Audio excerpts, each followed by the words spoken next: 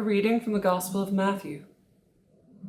Now when Jesus saw great crowds around him, he gave orders to go over to the other side. A scribe then approached and said, "Teacher, I will follow you wherever you go." And Jesus said to him, "Foxes have holes, and birds of the air have nests, but the Son of Man has nowhere to lay his head." Another of his disciples said to him, "Lord, first let me go and bury my father."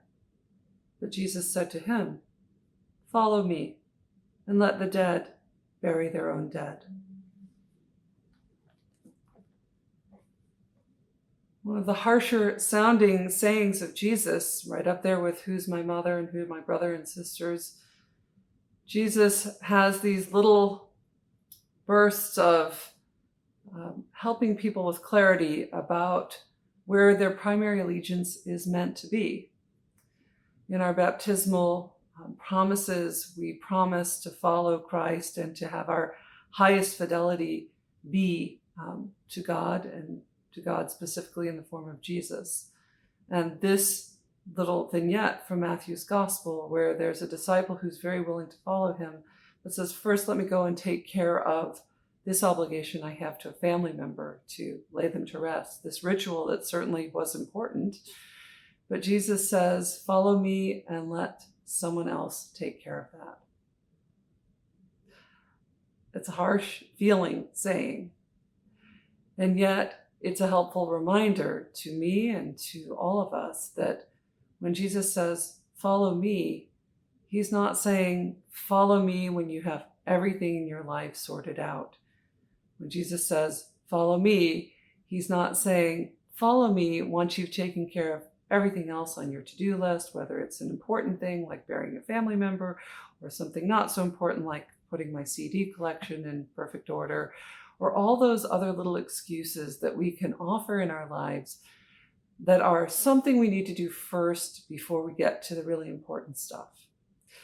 That saying, "Life is short, start with dessert," or something like that, is a lighthearted way of saying we can sometimes, through a sense of duty, try to get everything just right and everything just so, and thereby missing the most important thing.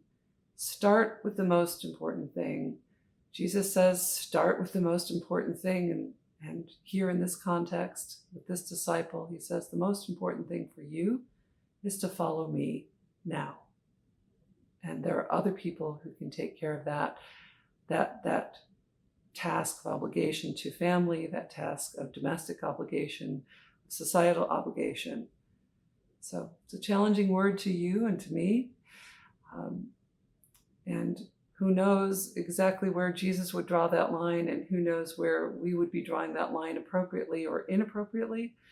But we do know that Jesus is capable of surprising us with what Jesus asks of us.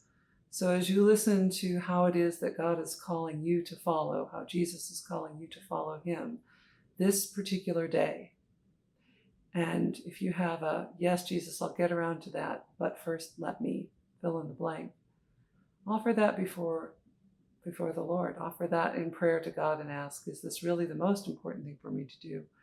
Or do I need to drop it all and follow you right now?